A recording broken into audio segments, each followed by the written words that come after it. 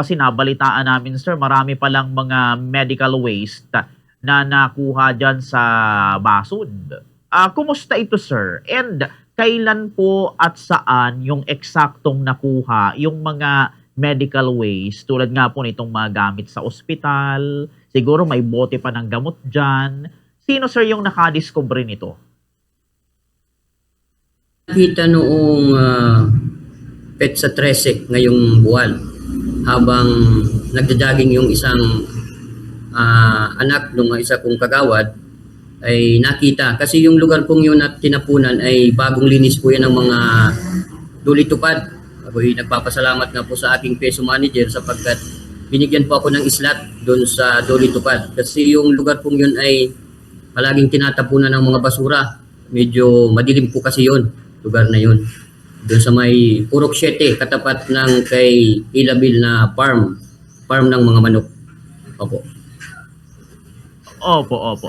So ito, Kap, na-identify nyo na po ba kung saan galing na ospital or clinic yung mga medical waste na ito? And may investigasyon na po bang ginagawa rito, Kap? Doon po kasi sa ko yan, doon nang makita yun ng aking kagawad at nagkonsulta sa akin, agad ko pong pinapuntahan doon sa aking Committee on Health na isa kong kagawad. Sabi ko, tingnan mo kagawad kung meron kang makikitang ebidensya man lamang kung saan galing yung mga medical waste na yun sapagkat medyo nakakabahala nga. At nakita po doon ay from Iriga City, yun ay isang pribadong hospital, yun ay Santa Maria Josepa Hospital Foundation. Yun po ang nakita namin doon na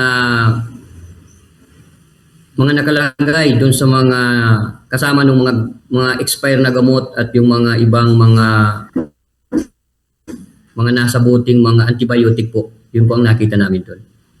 Opo, yun. Ito, nakatawag sa amin ng pansin, sir, our Kap.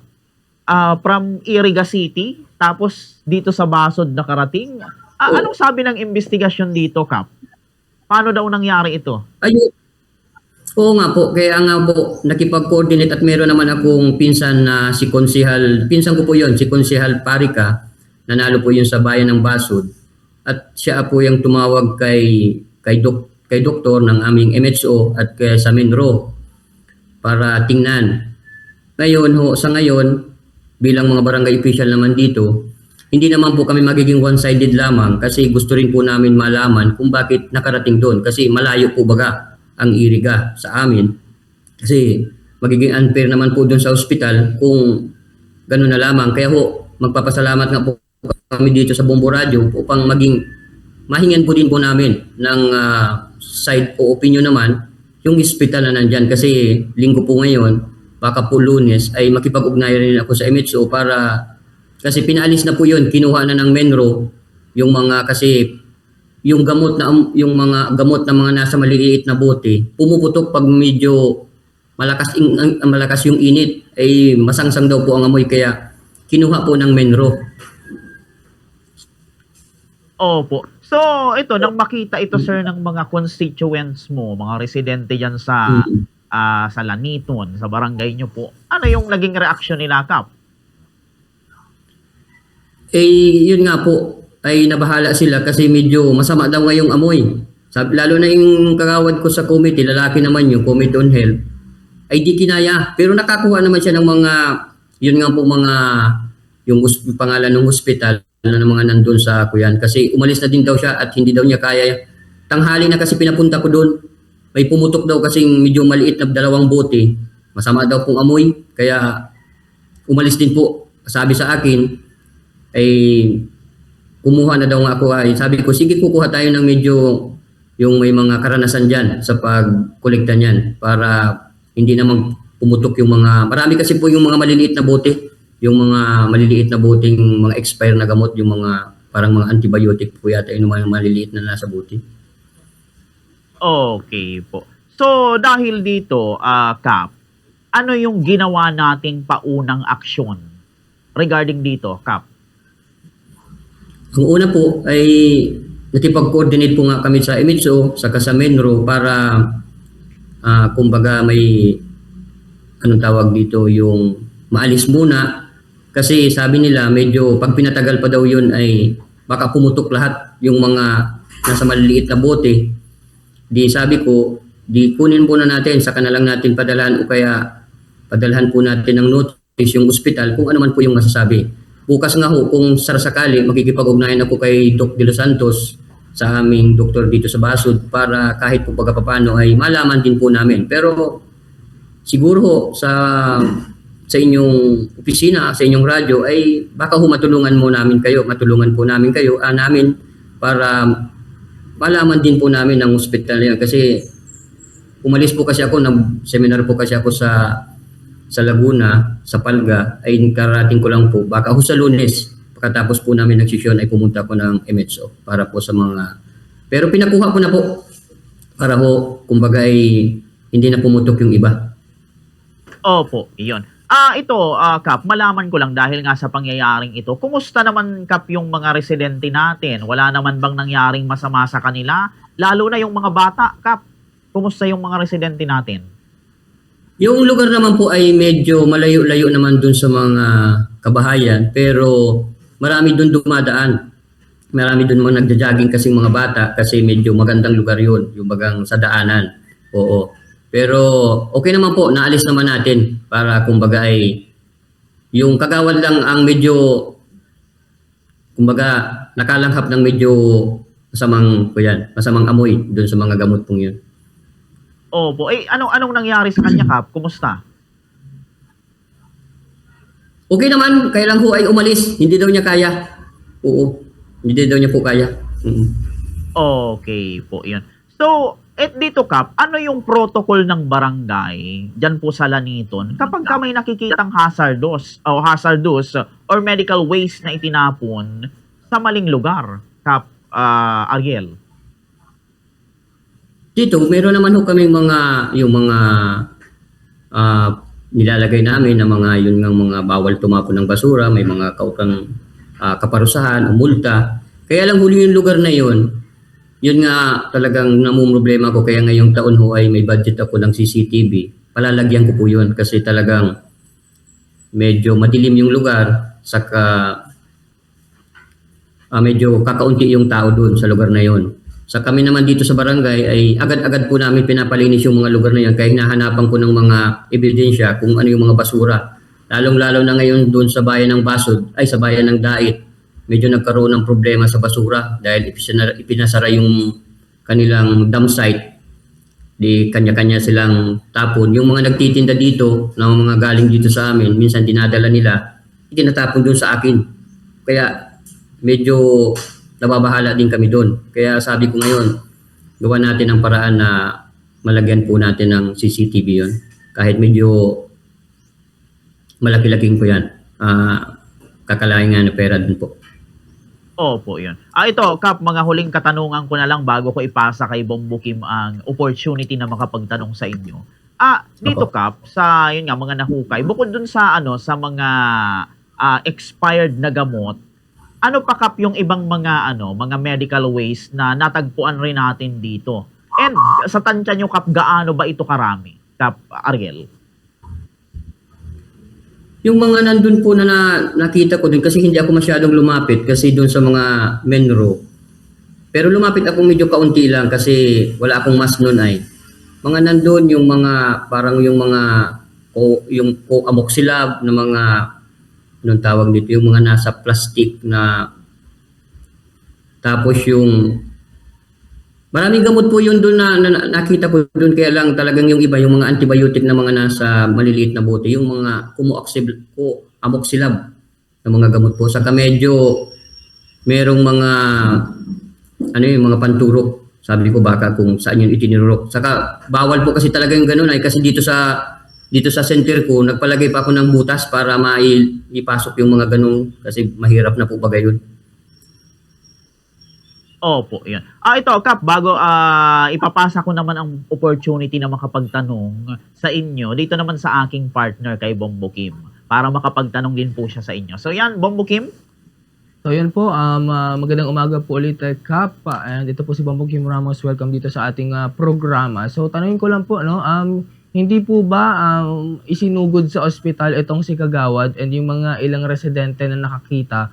Kasi po hazardous to and masangsang yung amoy, baka magkaroon ng epekto sa kung hindi man respiratory sa mismong kalusugan ng mga nakalanghap nung expired na gamot. Yung SICO yan, yung pinapunta ko nga yung si Kagawad Robles, yung Committee on Health ko.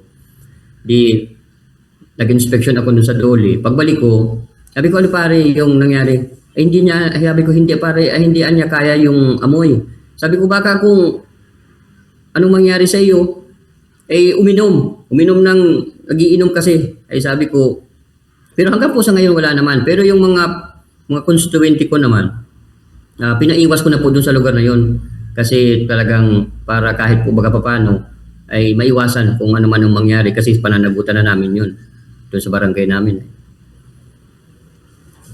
Speaking of pag-iwas, Kap, naglagay po ba tayo ng caution tape o ano man na barrier para talagang abisuhan yung kung sino man nadadaan doon na bawal pumunta doon dahil delikado?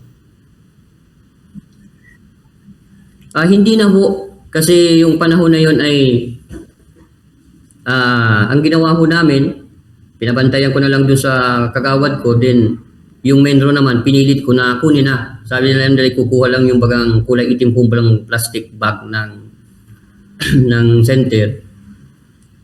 Pinakuha na din po nung araw na yun. Kasi baka ko sabi ko, ano pang mangyari. For context siguro, Kap, gaano po ba kalaki itong sinasabi nating itim na plastic bag? Yung usual po ba na trash bag na nakikita natin? Opo, yung bagang ginagamit po sa health center, yung medyo makapal-kapal na kulay itim. Siguro yung mga kalahati po noon o baka mga isang bag na itim yung nakuha po doon.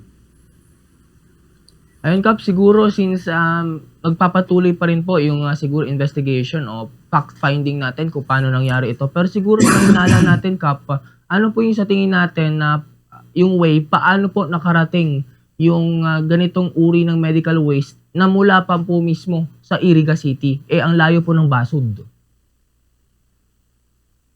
Nagtataka nga po ako, siguro ay may pagkakamali dito yung mga kolektor nung sa ospital na dinala nila. Pero sa kailangan ako, gusto ko malaman yung kung ano yung naging dahilan kasi malayo pong maigi. Kap, siguro dahil nga po sa nangyari, may gagawin po bang action ng barangay in terms of bukod sa pakikipag-coordinate sa DOH, NHO, sa Menro, may balak po ba tayong gumawa ng ordinansa para paigtingin yung polisiya against improper disposal of medical waste? Or siguro para panagutin po itong hospital if ever man na mapatunayan na naging irresponsible po sila sa pagtatapon nitong ganitong uri ng delikadong mga basura? Opo nga. Kami dito naman sa barangay, meron naman po kaming ordinansa tungkol sa mga pagtatapon ng basura. Kaya nga ho, kami naman dito sa barangay ay palagi po ang pag-iikot namin, lalong-lalo na po dun sa dulo. At ngayon ho, kailangan namin malagyan talaga ng CCTV po yun para mas madali-dali. Siguro, kamustahin ko lang yung status ng mismong solid waste dito po sa inyong barangay, bago ko po ipasa kay Bambuker. Kamusta po ang lagay ng collection ng basura? So far po ba compliant sa kung hindi sa pagtatapon, segregation itong ating mga residente dyan sa inyong barangay? Meron po kami mga material recovery dito. Segregation po ang ginagawa po namin para mas madali-dali. So far po ba, Kap, bukod dito sa nangyaring spillage ng tinatawag nating medical waste, manageable naman po ba ang situation ng basura dyan sa inyong pong lugar? Opo, kaya lang ako ang hindi po namin ma-manage yung mga talagang mga pasaway na tumatapon dito sa amin. Yung mga tagalabas, sir, so may plano po ba tayong kumbaga magpaigtingin yung policy na kumbaga magkaroon tayo ng jurisdiction dun sa mga tagalabas in case man po na mahuli natin sila na kumbaga panagutin sila o pagmultahin na or tiketan if ever man anong applicable measure para po kumbaga for the specific purpose lang na nagtapon sila ng basura dun sa lugar natin at nang hindi tama.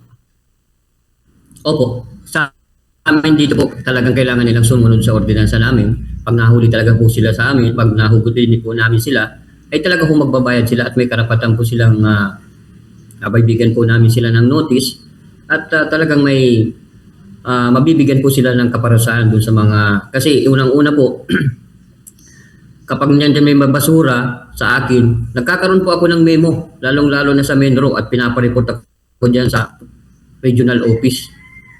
Minsan 2 beses na nga po akong nasulatan ng Menro dahil sa mga basura dyan sa mga tabi-tabing kalsada. Kaya lang siyempre, nasa loob po ng barangay natin, pananagutan po natin yon at kailangan po natin mag-response doon kahit ho hindi sa atin galing, ay obligasyon po natin yon. Kaya dito naman sa amin, meron kami tubig ng brigada, maglilinis po kami. Kaya hinahanap po namin yung mga kailangan na mapanagot, lalong-lalo na doon sa mga basurang nandito po sa amin. Kap, talagang abala yung kinokos sa'yo nito, lalo na nung dito sa medical waste na hindi naman talaga galing sa sino man na residente natin, no? Pero siguro po, sir, matanong ko lang, paano po tayo nagre-respond sa mga ganitong memo ng, kumbaga, ng region, ng Menro, or ng kung sino pa man ng otoridad? Ano po ba yung dinadahilan natin para, kumbaga, magkaroon sila ng kalinawan dito sa situation na hindi naman talaga natin gaanong pa-control kahit pa anong efforts natin? Pagdadating naman ho sa memo, nasulat ho kami, pinapasulat kami sa office na ano yung naging dahilan. Siyempre, magbibigay kami ng dahilan, yung mga nagtatapon nga. Pero kadalasan ho, binibigyan kami ng palugit para malinis po yun, yung lugar na yon. Kami naman dito sa barangay, pag nagkaroon na kami ng ganung palugit, ay agad-agad po namin yung nililinis kasi unang-una, mabilis ho yung satellite nila. Sinasatellite ko kasi pag nagkaroon ka ng memo, palagi hong sinasatellite yung lugar mo. Kaya agad ho kaming nililinis yun para hindi ho kami agad mabigyan ng memo ulit. Kasi madali ho nilang makita kung hindi ho kami tumatalima dun sa order nila kasi meron ho satellite. Hindi ho namin alam pag memo naman, hindi po daw namin ginawa kasi merong nakikita kung sinasatellite daw ho nila. So talagang ano na lang tayo, kahit tayo na lang taga nagkukusakap, no, na kahit hindi natin basura kasi within our jurisdiction tayo talaga yung nagkukusang loob maglinis. So siguro po, Kap, ipapasa ko na yung mga dagdag na katanungan dito po sa aking partner na si Bombokier. Bombokier? Alright, balik sa akin, Kap, ang pagtatanong, eto, Kap, ngayong Earth Month, syempre Earth Month ngayon, may Kap, yung mga programa ng barangay tungkol nga po dito sa tamang pag-manage ng basura. And maidagdag ko na din na katanungan, Kap, yung no segregation, no collection policy, kumusta po ang pagpapatupad nito sa ating barangay, Kap Ariel? Sa no segregation po, kailangan po talaga kasi dito sa akin, maraming subdivision dito sa akin. Meron ditong isang dalawang subdivision. Ang basura talaga ang pinakamahirap. Yung isang subdivision ko, ang nangungulikta ay munisipyo. Pero dito sa labas-labas, ay talagang sa ngayon nga po yung aming material recovery ay kailangan ng palitan. Kaya kung ngayong taon, medyo lalaki-lakihan po namin yung material recovery, ilalagay-lagay po namin dun sa mga iba-ibang lugar. Tapos, yung mga bote, yung mga plastic ay nagawa ko kami ng isang programa na pagdadating ng Pasko, yun ang gagawing mga parol making contest para mabawas-bawasan po yun. Yung mga plastic na yun, siya po yun. Opo. Yung mga natin, Kap, yung mga materials recovery facility, kumusta naman po ito sa atin? Kap?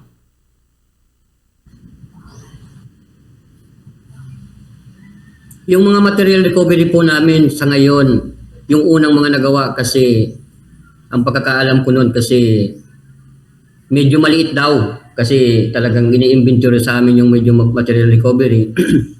Kailangan daw pag medyo maraming tao, laki-lakihan yung material recovery, lagyan ng medyo magandang espasyo, merong lugar para sa pagsisegregate. Then talagang meron kaming personnel doon sa Kuyan. Kaya kung ngayon taon, siguro magpapaigtingin po namin yung medyo maganda-gandang material recovery. Okay po. Ito, kapag usapan pa natin, in terms of basura pa rin, ano yung pinakamalaking problem natin, Kap, sa basura? Halimbawa, tungkol sa koleksyon, disiplina ng mga residente, or halimbawa, kulang sa gamit o tao. Ano yung pinakamalaki nating problema, Kap, sa basura? Sa basura, ito po ang pinakamalaking problema kahit saang lugar sa atin dito sa Pilipinas. Lalo na yung mga diaper. Kasi yung diaper, kapag hindi nila yun ginawa ng paraan, yun ang madaling makaparami ng basura. Kaya dito sa amin, yan ang pinakamalaki kasi unang-una kailangan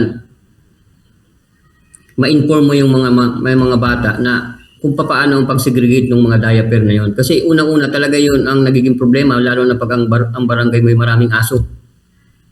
Talagang ikakalat ng mga aso. Dito sa amin, gagawan po namin ng paraan yun kasi yung diaper talagang yun ang pinaka-problema dito sa akin. Kung paano po namin i-handle yung ganong mga basura kasi unang-una, yun ang mga nakikita ko lalong-lalo na dun sa mga lugar na maraming bata na maraming gumagamit ng diaper. Kailangan siguro magkaroon tayo ng isang tamang ahensya na magtuturo kung paano isi-segregate yung diaper na yun. Yun po naman talaga ang totoo. Yung diaper ang pinakamahirap sa isang barangay kasi walang tamang segregate yung diaper na yun. Okay po, yan. So ito, Kap, in terms dito sa basura pa rin, pwede ba namin, Kap, malaman magkano po ba ang budget ng barangay para sa basura? And sapat po ba ito, Kap Ariel? Sa ngayon ho, yung budget namin sa basura ay nakatuon sa material recovery. Kasi dito sa amin, hindi ho masyadong binibigyan po namin ng pansin bawat purok na kailangan talaga nila bawat bahay ay meron silang kahit man lang maliit na butas para mapagtabunan po ng kanilang basura. Tungkol lang muna sa budget sa barangay ay binigyan po lang namin ng kaunting halaga pero binigyan po namin ng halaga yung material recovery na ilalagay po namin sa bawat purok. Kaya ho siguro yung nakalaan naming budget sa material recovery ay siguro 35 yata o 50 yung nilagay po namin para pagpalagay po ng mga material recovery. Kaya lang po yung pick up ng mga basura, wala ho kaming ganon na pang pick up kasi hindi naman po namin pwedeng kailangan bumili kami ng mga talagang pang pick up doon sa mga basura. Ang problema ho doon ay financial na pangangailangan doon sa mga panghauling ng mga basura. Kaya ho ang ginagawa ho lang namin, pinapakiusapan namin yung mga bahay-bahay na doon sila magawa ng sa kanilang mga bakuran ng matatapunan nila ng basura. Tapos yung iba, ilagay sa material recovery, yung mga bote plastic para mas makakatulong po sa kanila doon sa kanilang mga basura. Okay po. Eto, Kap, mga remaining question na lang, Kap, ano? Balik tayo, Kap, doon sa mga medical waste na nakuha nga po dito sa ating barangay.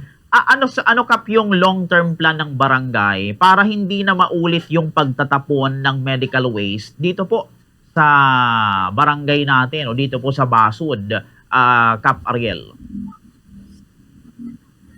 Meron po kaming mga long-term na ginagawa po doon. Kagaya po nga nung, kasi yung lugar na yun ay medyo madilim, bawat dulo, meron akong nakabudget ngayon para dun sa mga pagpailaw dun sa dulo. Then, kabilaan, magbilalagay po kami ng CCTV na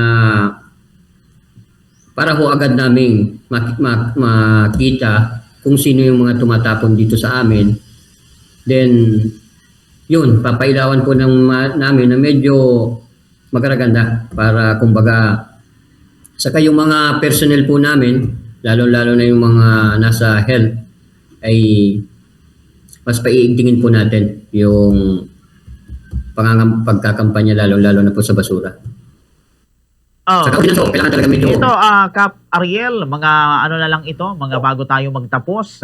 ano kap yung ating panawagan sa mga residente and even sa mga ospital or clinic ngayong Earth Month para talagang mas malinis at ligtas itong ating lugar sa Basud, Kap Ariel?